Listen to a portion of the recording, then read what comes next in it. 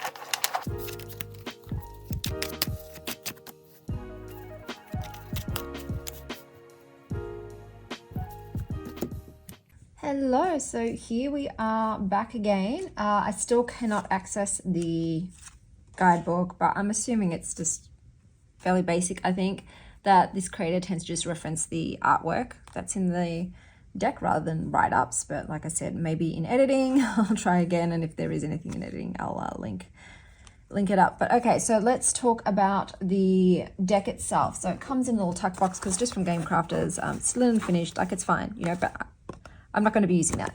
I'm going to be making a bag, and I decided to go with this sort of color yarn. It's got blues, but it's also got greens, and it's dark and moody, and that's the closest that I have to a match. So the backs, I don't really like them. I'm not a big fan of text on backs. I just don't like seeing text on backs. So they don't really do anything for me, but you know, they're not horrible, but I don't really love them. I edged mine in a green, kind of to match the backs. It probably would look great in a black, but I just felt like going green with it. So the cardstock is lovely, so that's good to know. Like, yeah, Game Crafter linen is nice, except I feel like visually it kind of does muddy the picture a bit, because the texture on the front, like the image of the texture on the front, if you can see, I don't know if it's coming up, but I feel like it does kind of soften the image a bit, and it's not as clear, but otherwise it's really great to shuffle and it feels nice. So let's have a look at some pairings. So first up, once again, we've got the Home Oracle. I've just been busting this out a lot lately, and I think it's because it has a lot of blues and greens, and I feel like this deck has a lot of blues and greens, but I thought we'd just have a looky-loo. So here you have the Architect, which is renamed for the Magician, with relaxation and celebration. In regards to the imagery on this deck, I do like it. There are cards I like more than others, but I really enjoy it. So here we've got the Queen of Air. So you've got the symbol up there with purification and faith. I do like it. So it is a collage style. It's got sort of like historical art pieces intermixed in the collage, but I do enjoy it. We've got the Four of Cups with respect and authenticity. Eight of Cups with, sorry about that, release and delight. Or maybe it's not meant to be that, release and acceptance. Sometimes I find that when I'm flipping through, if I do take an extra one, it's for a reason. They're like, no, not that one. We want to release and acceptance with Eight of Cups, which is very apt. Here we've got the King of Wands with, okay, yep, healing and inspiration. So I think that these kind of go visually. I like them together. And that is the, I always have to, it takes me a second to do the conversion. Earth, so this is the, so is H, is that meant to be, I'm guessing that's Knight. I've actually not had a H come up with freedom and love. Knight of Pentacles. Let's just go with that. Obviously can't double check, but I have a feeling it'll be Knight. So we'll see if there's any P's. If there's no P's, then I was wrong, and it's a page. And then we've got Five of Pentacles with appreciation, transformation. That's a full-on image, eh? So some of them are quite full-on, but I do, yeah, I like the imagery in this deck. Okay, next up, I thought I would pair it with the Magical Botanical, which is a mass market deck, because I know there's a moodiness to this tarot deck. There's a more subdued energy, you know, and a kind of nihilistic, romantic quality to it, and this deck sort of feels similar to me in that respect. Yes, that's a page, so I'm guessing H is for Knights, and I apologize for the sound of the garbage trucks here. So yeah, that's definitely the Knight of Swords.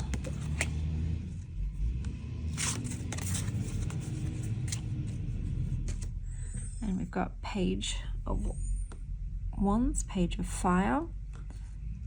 So yeah, I enjoy the color as well, the color story in it. Like I said, it does tend to be dark and moody, but there are ones that are more vibrant, like the Lovers here are more vibrant than some of the other cards. I love the mushrooms with the seven the Seven of Cups, Seven of Water, all of those options there Sometimes that card tends to be a bit boring for me, but I did like that one. 9 of Pentacles. So let's have a look at some other pairings. I thought I'd do one tarot pairing, like I said, even though I don't really do tarot on tarot. I know some people do, so I don't know. I thought maybe it might go with the Dreamkeepers tarot, which is a mass market deck, because the Dreamkeepers has a lot of moody hues. So it's got those dark blues, which I feel like are in this deck a bit. The most colors that are in this deck, I think, are greens and blues. So I thought maybe they would go with that. So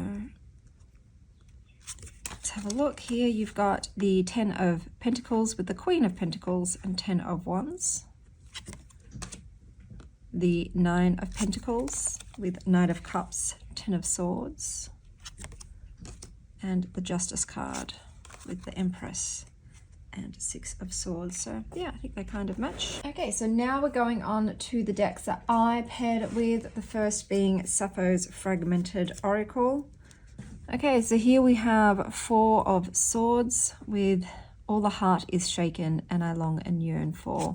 I chose this oracle. I'm just going to flip through instead of saying what the cards are at the moment, because I feel like this oracle also has like a dark and moody color palette. It's also one that has taken from a lot of Renaissance and ancient art and imagery, classical art. So they're similar in that way. And yeah, look, the Sappho has a sort of romanticism with it.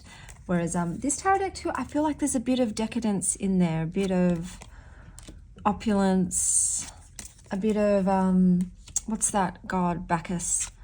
But the Greek god is Dionysus, I think.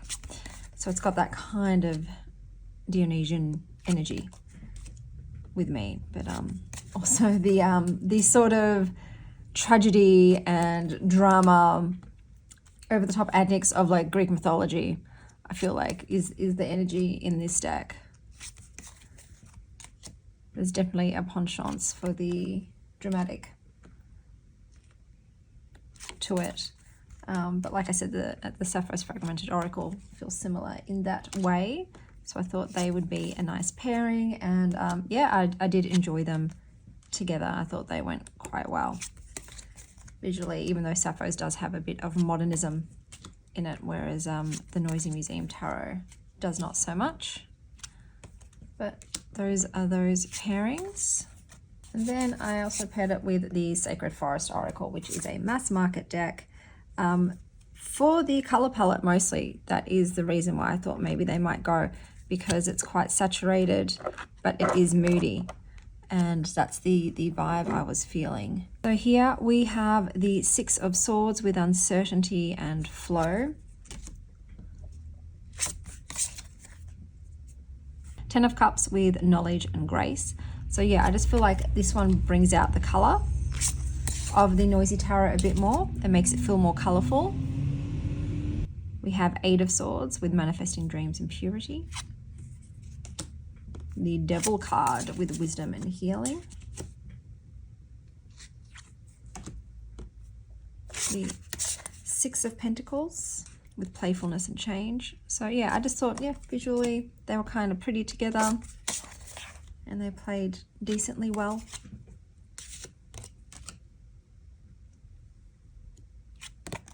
Some of the cards, like, I don't love that 3 of Wands, you know, some of them just a bit like meh to me.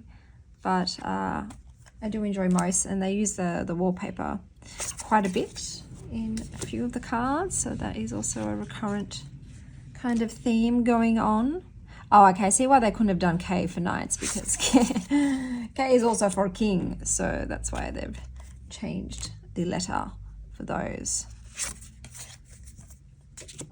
I'll do one more, and then we'll do a little bit of reading. But yeah, I really they've changed that to Grandmaster, which is kind of cool.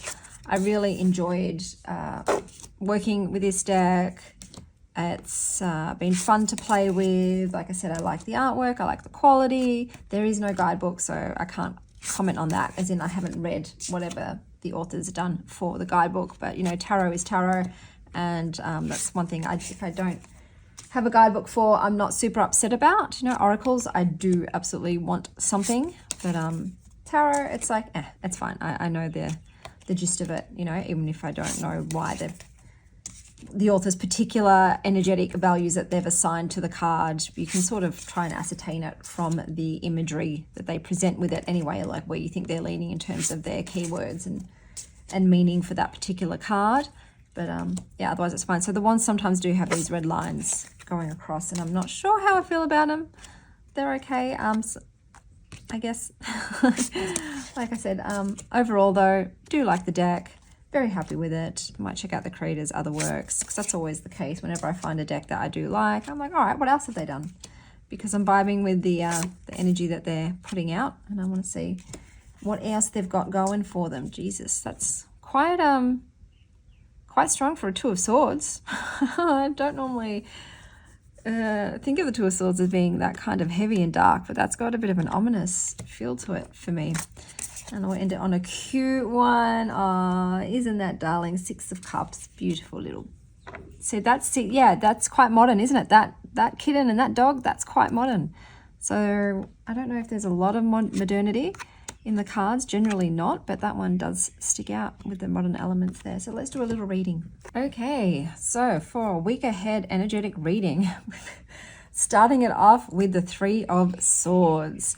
And you've got depicted there a pomegranate being pierced. So pomegranates to me, though, just always indicative of Persephone. So for me, this says that maybe during this Three of Swords time, seek guidance from Persephone with, you know, dealing with it. But it's paired with Holy Altogether, which is about seeking support in community, and the Refuge, which is about sort of not acting at this point in time that you are in need of a safe haven, a sanctuary where that you can sort of be with yourself to replenish yourself, relax, and sort of prioritize self-care when dealing with matters of emotional stress, which is kind of like the main energy that I get from the Three of Swords is like, there might be some emotional challenges and turmoil heading your way. Generally, it's depicted as a heartbreak card. But they're saying in this time, when dealing with these emotions, seek support. You know, you don't have to go through the turmoil alone, but also create a safe space for yourself as well. There can be healing through connection, but also whatever your own process is of dealing with emotional distress, put that into play. So do take care of yourself at this time. Make sure your needs are being met, that you are safe while you are processing everything. With the Three of Swords too, there is always, after the dust settles, opportunity for growth, for deeper understanding of yourself, and moving forward from the difficult times. But that, you know, don't forget to lean on your community, on your trusted loved ones to offer their guidance and support and love and space, holding space, but also create a safe space for yourself whilst dealing with this one. So yeah, it's not the best. It's not the kind of card you want to see for, hey, a week ahead energy reading. But you know, it is what it is. Life isn't all roses. Sometimes there is dark with the light, sorrow with the joy, and there is sweetness to be found from even the most bitter experiences. So that is my week ahead reading. I hope that wherever you are having a momentous morning, afternoon, or evening. And as always, stay wild, star child.